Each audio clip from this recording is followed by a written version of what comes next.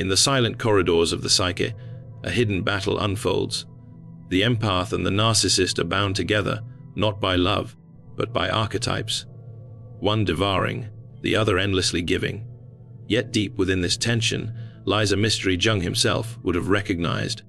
The moment when the oppressed soul awakens, and the unconscious demands balance. What if the one you thought was weakest was only gathering strength in silence? What if the empath, wary of shadows, discovers within themselves a power more dangerous than the narcissist ever imagined? Tonight, we unravel the secret conflict within your own soul. The moment when the healer becomes the warrior, and the mirror of truth can no longer be shattered. There is a moment in every story of light and shadow where silence ends. A moment when the one who has absorbed, tolerated, and endured finally reaches the threshold of their own suffering. The empath, for so long a vessel of compassion, becomes something else entirely at the breaking point. To understand this transformation, we must enter the landscape of the psyche, where Jung reminds us that every archetype, no matter how gentle or luminous, contains its opposite. The empath is often mistaken as fragile, endlessly pliant, too soft for the harshness of the world. The narcissist believes this softness to be weakness. They project their own hunger for dominance onto the empath, convinced that the empath will bend, always bend, and never resist. But what the narcissist does not understand is that the empath's silence is not absence of power. It is the storing of power.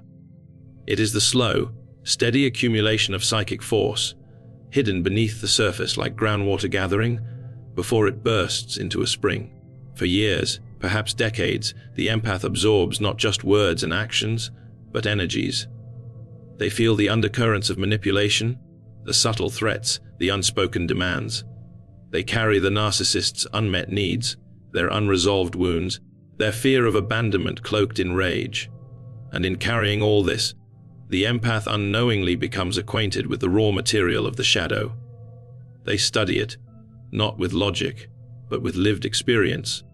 The breaking point is not random. It is the psyche demanding equilibrium. It is the unconscious saying enough. Jung taught us that when the unconscious contents are repressed too long, they will erupt. This eruption does not come as madness, but as revelation. The empath begins to see not just the narcissist, but themselves. They realize that what they thought was virtue, endless patience, endless forgiveness, was in part a mask, an adaptation, a way to survive the imbalance. When this mask falls, the empath discovers a self far more complex than they ever imagined. At this threshold, the empath stops asking, "What do they need from me?" and begins to ask, "What is my soul demanding of me?" That question alone shifts the entire dynamic. The narcissist, who thrives on control, suddenly faces something terrifying, a mirror that no longer distorts, no longer hides, but reflects their own emptiness back at them. This is why the empath's breaking point is so dangerous. It is not danger in the form of aggression or revenge. It is danger in the form of clarity, in the form of an awakened gaze that sees through every mask. And yet, this moment is not simple. The empath does not become cruel, for cruelty is not their nature. Instead, they become rooted. They become immovable. Their no carries the weight of every yes they ever gave. Their boundaries are not walls of fear, but thresholds of truth. The narcissist cannot control what is no longer willing to be controlled. In Jungian terms, this is individuation, the process of becoming whole.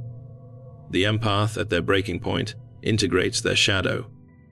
They take back the projections they once allowed others to cast upon them. They no longer see themselves as fragile glass, but as tempered steel, shaped by the very fire they thought would destroy them. The narcissist never anticipates this, because they are blinded by their own grandiosity. They underestimate the empath precisely because they cannot fathom a strength that is not loud, not domineering, not inflated with ego. Think of the breaking point as the chrysalis moment. For so long, the empath has lived in containment, folded inward, seemingly passive. But the chrysalis is not empty. It is transformation in secret. When the empath emerges, they do not return to who they were before.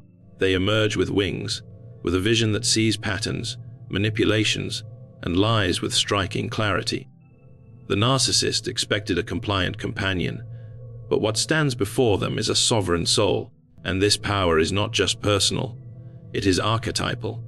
The empath embodies the wounded healer, an image Jung often reflected upon. The wound, instead of destroying them, becomes the very source of their wisdom.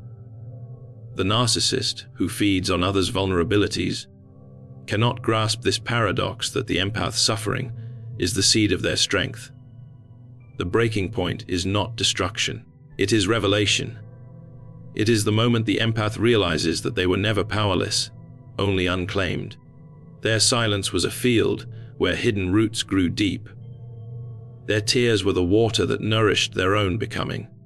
When the empath finally rises, the narcissist is confronted with a truth they cannot manipulate, that real strength is quiet, patient, and unstoppable once awakened. The empath's power lies not in dominating others, but in no longer being dominated. It lies in the simple act of reclaiming themselves. The narcissist expected obedience. Instead, they encounter wholeness, and wholeness, Jung teaches us, is the true danger to all illusions, for it dissolves the masks and forces what is false to crumble. Step with me now into the darker corridors of the psyche, where the empath's breaking point transforms into something far deeper. To Jung, no transformation is complete without an encounter with the shadow, that vast reservoir of impulses, fears, and instincts that we push away into the unconscious. For the empath, this encounter is unavoidable. Their awakening cannot happen without facing what has long been hidden, both within themselves and within those they have tried to heal. The empath begins life as a vessel of light, attuned to the emotions of others, able to feel what is unspoken, able to soothe what is raw. But Jung teaches us that every archetype, no matter how radiant, casts a shadow. Compassion has its opposite: resentment, anger, suppressed rage. Tenderness hides its counterforce: strength, defiance, refusal. The empath spends years pushing these qualities away, believing they must always be gentle, always forgiving, always self-sacrificing. To deny these darker aspects, however, is to deny part of the soul itself. And what is denied does not vanish. It waits. The narcissist serves as the mirror that draws the shadow out.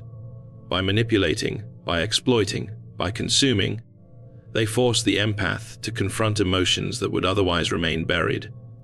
The empath feels rage but suppresses it. They feel the desire to resist but smother it. They sense the instinct to walk away, yet they chain themselves with duty and guilt. Each suppression thickens the shadow. Each denial feeds the unconscious until it demands recognition. This is the Jungian paradox. The very relationship that wounds the empath also awakens them. For it is through enduring the narcissist's domination that the empath finally glimpses their own hidden depths. What emerges at the breaking point is not just defiance against the narcissist, but a meeting with their own shadow. They begin to realize that the shadow is not an enemy to be feared, but a part of themselves to be integrated. To encounter the shadow is to feel discomfort, for it speaks truths we would rather avoid. It whispers to the empath, you are not only gentle, you are fierce. You are not only forgiving, you are capable of saying no. You are not only light, you carry darkness too. In Jungian language, this is the process of individuation, bringing into consciousness those elements of the self that have long been repressed, making the human being whole instead of divided. The narcissist imagines the empath will never reach this point. They rely on the empath's disconnection from their shadow, knowing that as long as the empath remains in denial, they can be manipulated. But when the empath finally looks into the abyss and does not flinch, the game changes. The shadow becomes a guide. The repressed anger sharpens into boundary. The swallowed resentment transforms into clarity. The denied strength awakens as self-possession. Notice that this awakening is not about becoming cruel or adopting the narcissist's methods. That would only be inversion, not transformation. The true danger lies in balance. When the empath embraces both light and dark, they no longer lives split in half. They embody a wholeness that the narcissist cannot comprehend. Jung described this wholeness as the self, the center that unites all opposites. The empath, through the encounter with the shadow, moves toward this center. Imagine the empath as a figure holding a lantern in a cave. For years they carried the lantern only outward, lighting the path for others, ignoring the walls that surrounded them. But at the breaking point, the lantern is turned inward. The light falls on their own shadow, the cavernous shapes of fear, rage, and unclaimed power. At first, these figures seem monstrous. But as the empath looks closer, they realize the monsters are their own neglected strengths, waiting to be acknowledged. The shadow is not destruction, it is potential. It is energy that has been locked away, now freed. This encounter also reveals why the empath is more dangerous than the narcissist anticipates. The narcissist hides from their shadow, projecting it onto others. Their grandiosity is a mask that prevents them from ever truly seeing themselves. They flee from their unconscious, terrified of what they might find. The empath, however, does not flee. They face it, they claim it, and in doing so, they embody a power the narcissist will never achieve: the power of integration. Integration means that the empath no longer fears their own anger, no longer avoids conflict, no longer sacrifices themselves to preserve peace that does not exist. They can still be compassionate, but their compassion is no longer submission. They can still be forgiving, but forgiveness is no longer exploitation. They can still be kind, but kindness is now a choice, not a prison. This is why the empath's awakening is framed by Jungian psychology as an encounter with the shadow. It is not simply a shift in behavior, but a descent into the unconscious, a confrontation with what has been denied, and an emergence with newfound strength. The empath learns that to be whole, they must embrace not only their capacity for light, but also their right to stand in darkness, to say no, to resist, to protect themselves with the same intensity they once reserved for others. The shadow does not destroy the empath. It completes them. It turns the silent sufferer into a conscious being, aware of both vulnerability and power. The narcissist, blind to their own shadow, cannot fathom what has occurred. They expected compliance, but instead, they face someone who sees through them with piercing clarity, someone who embodies both the healer and the warrior, someone who has walked into the depths of their own psyche and returned transformed. In the hidden theater of the psyche, every wound carries a secret script, and every tear conceals a message waiting to be read. The empath, for so long burdened by the narcissist's shadow, stands at the threshold of transformation. To Jung, such a moment is not random. It is the soul pushing toward individuation, the great process of becoming whole. The empath's suffering, once seen as weakness, becomes the very material through which they are forged into strength. What was once endured in silence now becomes the foundation of power. Individuation is not a gentle path. It is the road where the personality confronts itself, where the masks fall, where the inner world demands integration. For the empath, this journey begins when the familiar patterns of self-sacrifice collapse. The endless giving, the quiet endurance, the refusal to disturb the waters, these no longer suffice. Something stirs beneath, something old and essential: the self, that archetype which longs to unify light and shadow into wholeness. The empath's pain is the alchemical fire. Each manipulation endured, each betrayal swallowed, each dismissal of their needs. These experiences do not vanish, they are transmuted. The psyche, like an alchemist's vessel, transforms what seems unbearable into insight, resilience, and clarity. Jung often spoke of the opus, the great work of the soul. The empath's great work is precisely this: to take the suffering pressed upon them and transform it into the gold of inner strength. Consider the empath's tears. They seem to fall in weakness, but each one waters the soil of self-knowledge. Each moment of silence, once mistaken for passivity, becomes a meditation that teaches them patience, perception, and depth. The very traits that made them vulnerable become the keys to their awakening. Their sensitivity, long exploited, sharpens into intuition. Their endurance, once used against them, hardens into resilience. Their compassion, once bound to servitude, matures into conscious choice. This transformation is not a sudden eruption, but a slow unveiling. At first, the empath resists. They do not want to abandon the identity of the healer, the caretaker, the one who saves. But individuation does not ask for abandonment, it asks for balance. The empath realizes that to be whole, they must embrace not only the archetype of the caregiver, but also the warrior, the truth teller, the sovereign. In this balance lies their strength. The narcissist cannot grasp this. They live split, cut off from their own unconscious, terrified of their shadow. They project, they dominate, they wear masks, but never do they integrate. The empath, however, learns to walk through fire. They do not escape their wounds, they descend into them. They do not hide from their suffering, they listen to it. And in listening, they hear the voice of the self calling them toward wholeness. Jung described individuation as a kind of inner pilgrimage, where the soul gathers its lost fragments and returns them to the circle of the self. The empath journey is exactly this. They take back their denied anger, their suppressed strength, their forgotten boundaries. They claim what they once thought dangerous and discover it was never destructive, only dormant. The result is not hardness but fullness, not cruelty but clarity. Imagine the empath standing at a mirror.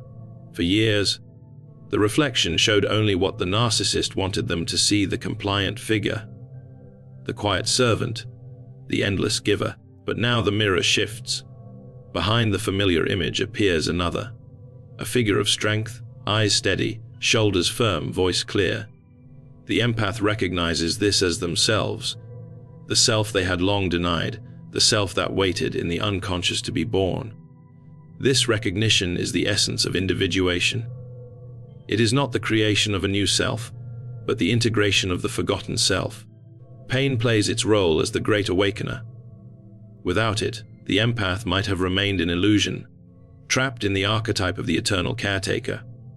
But pain forced descent, forced confrontation, forced awakening. Jung often said that there is no coming to consciousness without pain. The empath embodies this truth. Their suffering is not meaningless.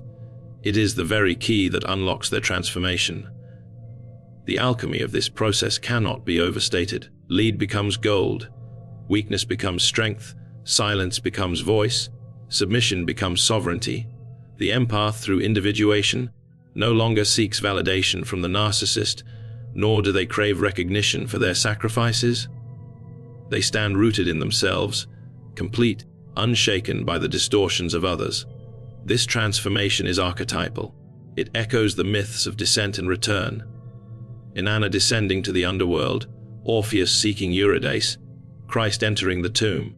The empath's journey follows the same pattern: descent into suffering, confrontation with darkness, and emergence renewed. Their pain is not erased but transfigured. Their wounds do not disappear, but become the very marks of their wholeness. To turn pain into inner strength is not a metaphor. It is the lived reality of individuation. The empath discovers that what once broke them has actually carved space within them for greater depth. Their soul becomes vast, able to hold both joy and sorrow, both tenderness and defiance. They are no longer merely reacting to the world. They are creating their stance within it. And this, in Jungian psychology, is the true victory of the soul, not to remain trapped in the roles others assign, but to embody the totality of one's being. The empath, once thought powerless, reveals themselves as whole, forged by pain, radiant with strength that can no longer be taken or controlled. There is a misconception that danger is always violent, that it must roar, shatter, or burn in order to be real.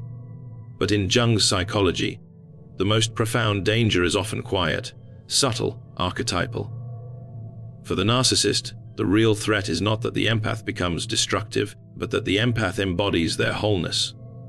This wholeness, born of individuation, is not chaos, it is order. It is not revenge, it is truth. And truth has a way of dismantling illusions far more completely than any act of aggression ever could. The empath, before awakening, is fragmented. Part of their self is lived openly, the healer, the giver, the compassionate soul. The other part remains buried, the shadow, the strength, the refusal, the sovereign self that will not be controlled. As long as they remain fragmented, the narcissist thrives, exploiting the split, manipulating the open side while the hidden side lies dormant. But when the empath awakens, when they integrate their shadow and step into individuation, the split dissolves. They become whole, and wholeness is untouchable. The narcissist fears this because their entire existence depends on illusion. They live behind masks, feeding on projections, refusing to face their own shadow. They need others, especially empaths, to carry the weight of their unconscious. They rely on the empath to absorb, to forgive, to bend. When the empath embodies wholeness, this dynamic collapses. The narcissist can no longer project, for the empath refuses to carry what is not theirs. The mirror that once reflected the narcissist's grandiosity now reflects only emptiness. Wholeness is not loud, but it is undeniable. The empath does not need to shout, threaten, or retaliate. They simply are. Their presence becomes grounded, steady, immune to manipulation. Their boundaries are clear, not because they built walls of fear, but because they now stand in alignment with the self, that archetypal center which unites all opposites. Jung called the self the image of God within the soul, the symbol of totality. For the empath to embody this is to become more than an individual. It is to embody an archetype, and archetypes carry a power that transcends personal history. Imagine the empath standing before the narcissist, not with anger, but with stillness. The narcissist launches their usual weapons, guilt, blame, gaslighting, charm, but each tactic falls flat. Why? Because the empath no longer seeks validation from outside. They no longer bend to the fear of rejection.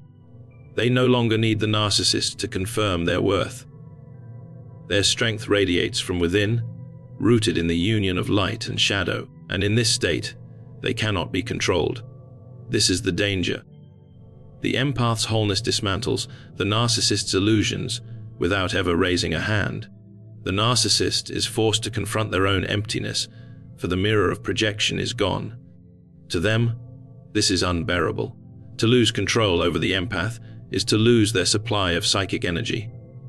But more than that, it is to be confronted with the truth of their own fragmentation. The empath, by embodying wholeness, exposes what the narcissist refuses to see, that they themselves are divided, hollow, afraid of their own shadow. The archetypal wholeness of the empath also shifts the balance of power beyond the individual. It resonates in the collective unconscious. The empath no longer represents only themselves. They embody the archetype of the healed healer, the one who has turned suffering into wisdom, fragmentation into integration. This archetype awakens others, for symbols ripple outward. The empath's wholeness becomes a silent invitation to others, trapped in similar dynamics, awaken, integrate, become whole.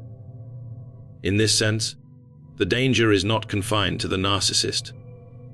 It threatens the entire pattern of domination and submission, breaking cycles that have repeated for generations. Jung often spoke of symbols as living forces. The empath's wholeness becomes such a symbol. It carries weight beyond words, beyond logic.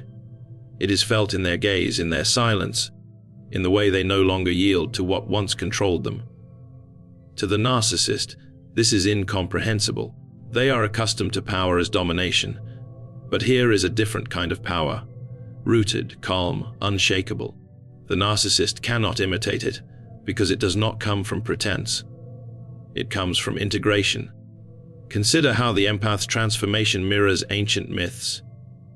In every hero's journey, the protagonist descends into darkness, confronts trials, and emerges transformed.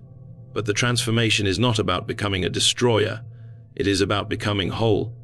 In myths, The hero returns not with weapons, but with wisdom, with the boon that heals the community. The empath follows this same pattern. Their danger is not in destruction, but in healing, not in tearing down, but in embodying a wholeness that others cannot ignore. This embodiment also reveals why the narcissist cannot defeat the empath. Once they reach this stage, destruction can be countered with destruction, manipulation with counter-manipulation, lies with other lies. But wholeness cannot be touched. It cannot be undone, because it does not depend on the narcissist at all. It is rooted in the archetypal self, in the deepest layers of the unconscious. To attack it is futile, like striking at a mountain with bare hands. The empath's wholeness also carries with it a sacred neutrality. They no longer see themselves as victims, nor do they cling to the role of savior. They step out of the polarity that once bound them to the narcissist. They see the narcissist not as a master to be obeyed, nor as a demon to be destroyed, but simply as a fractured soul trapped in their own illusions.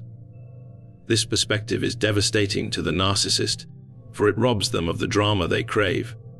Without victim and savior, without domination and submission, the cycle collapses. The true danger, then, is not that the empath fights back, but that they no longer need to fight at all. Their wholeness becomes an axis unmoving, around which the chaos of the narcissist spins and eventually exhausts itself. They are not destroyed, and they do not destroy. They simply embody what Jung described as the individuation process completed. The union of opposites, the realization of the self, the alignment of the inner world with archetypal truth. And so, we return to the question that began this journey: what happens when the silent sufferer awakens? The answer is not revenge, nor is it destruction. It is something far more mysterious, far more unsettling to those who live in illusion. It is wholeness. The empath, once dismissed as fragile, emerges as the living symbol of what Jung called individuation, the union of light and shadow, the reclamation of the soul. The narcissist imagined danger as a strike, as a rebellion, as noise. But the true danger lies in silence transformed into clarity, in compassion no longer chained to servitude, in a gaze that sees without distortion. For when the empath embodies their archetypal wholeness, they become unshakable.